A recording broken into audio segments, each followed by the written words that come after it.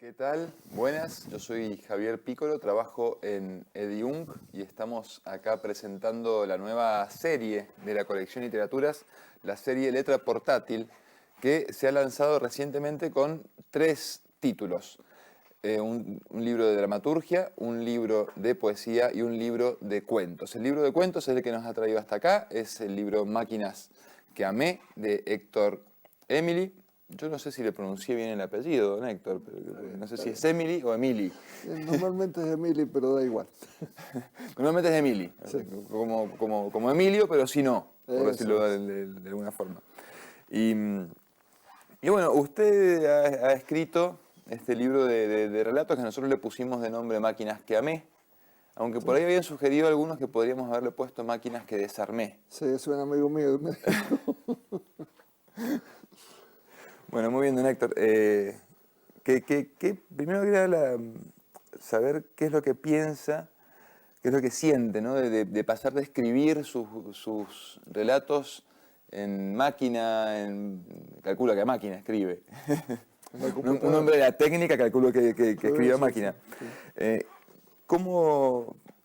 qué siente de pasar a ver esos relatos que usted escribió a máquina publicados en un libro? Bueno, digamos que nunca pensé que iban a llegar a un libro, sino que yo escribía porque me gustaba y escribía para la familia, para los amigos. Este, ahí en ese relato, en ese librito, están incluidos, diría que mis primeros cuentos. Incluso hay un cuento acá que se llama Cat 977, que es la historia de una cargadora Caterpillar que se estrenó en la obra del Carrizal, en la obra del dique El Carrizal. Yo trabajé allá desde el año 62 o 63 hasta que se terminó el dique, que fueron como 4 años, ¿no? Y ese tractor era, digamos, era un tractor auxiliar en realidad, una máquina que se ocupaba para cuando otra máquina no estaba disponible o para cargar y descargar camiones, todas esas cosas. Hasta que en un momento dado se rompió una de las topadoras grandes, se rompió un mando final y esa maquinita tuvo casi por obligación que reemplazarla. Y ahí descubrimos que era muy capaz para el trabajo que estaba haciendo, que ahorró muchas horas de máquina y además muchas horas de alquiler de máquina, que algunas eran bastante costosas, ¿no?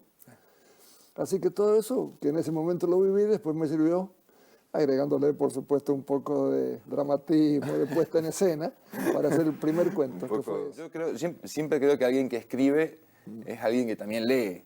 Y, Bueno, sí, yo leo mucho, me gusta mucho leer. Y con respecto a eso, empecé, digamos, por una cuestión de familia, más que nada, ¿no? Eh, la familia de mi padre, fundamentalmente, y de mi madre también en menor medida, son familias grandes, numerosas, del tipo de las familias del siglo XIX o XX, ¿no es cierto?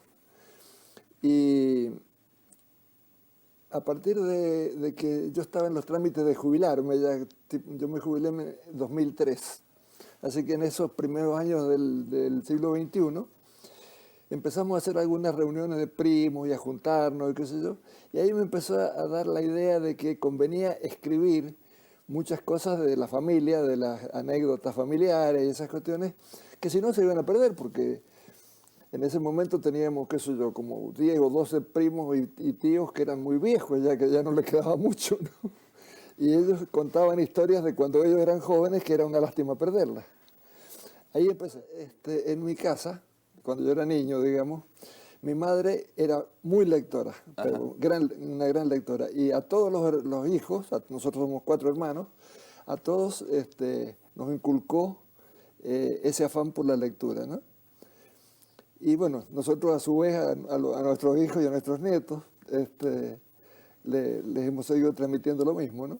Ahora, con respecto a la selección de la lectura, no es es de leer lo que uno consigue, lo que cae a las manos lo leo. Básicamente casi todos los relatos, digo casi todos porque no son todos iguales, pero mantienen una estructura, como una parte de datos muy técnicos sobre cada máquina.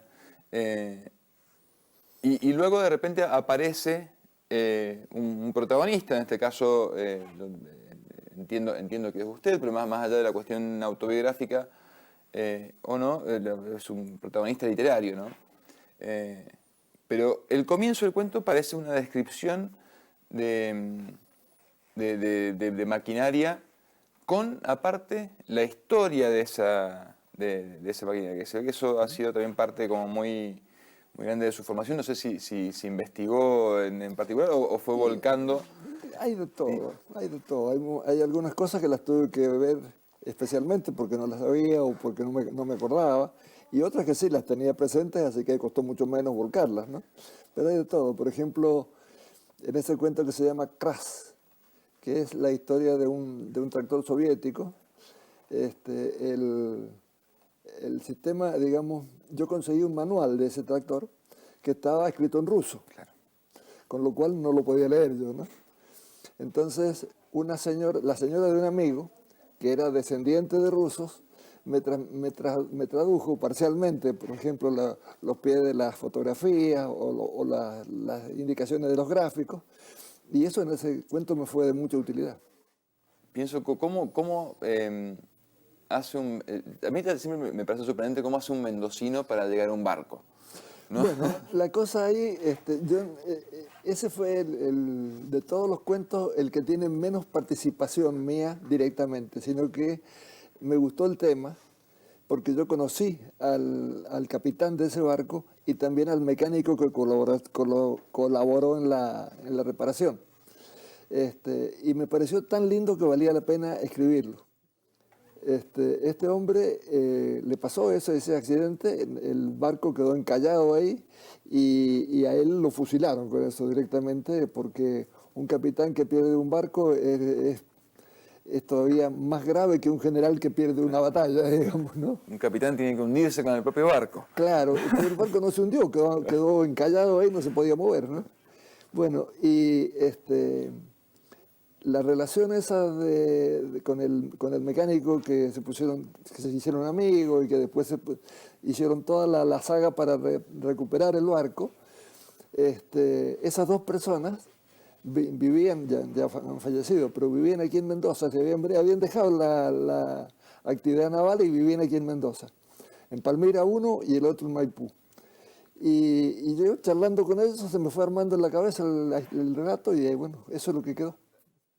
Ya para ir cerrando, me comentaba que bueno, no ha publicado antes, excepto Sí. en un idioma extranjero y en una revista especializada.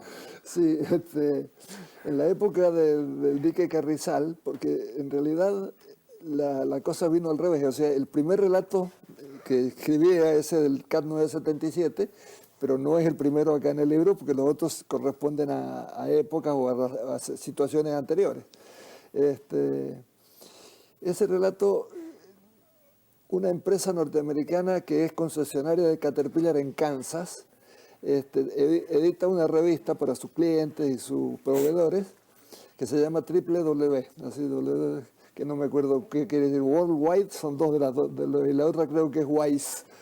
Y entonces ellos, yo les había comentado, porque teníamos bastante movimiento así epistolar, les había comentado de que tenía algunos antecedentes del trabajo del 977, entonces me pidieron si se los podía mandar. Se los mandé en castellano y me dijeron que no lo había entendido nadie, ¿no? Así que, digamos, improvisó una traducción. Sí, dando una idea de la poca responsabilidad, hice una traducción al inglés que me parece que a una Tarzán lo haría quedar mal. Y así lo publicaron en 3 entregas en esa revista que se llama WW, los 3 pequeños capítulos que lo componen, ¿no? Y eso fue mi único, ya digo, en esa época, ¿no? Sería año 1968, 70, por ahí.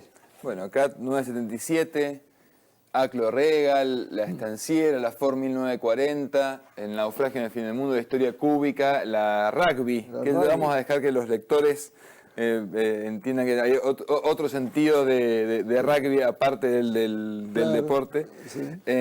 Todos ellos componen este libro Máquinas que amé, editado por Eddie Jung en la serie Letra Portátil de la colección Literaturas, que bueno, está disponible y esperamos que ahora se cumpla la otra parte del ciclo de escribir y editar, que es leer. Así que Claro. llegue a los lectores. Ojalá. Bueno, muchas gracias por todo.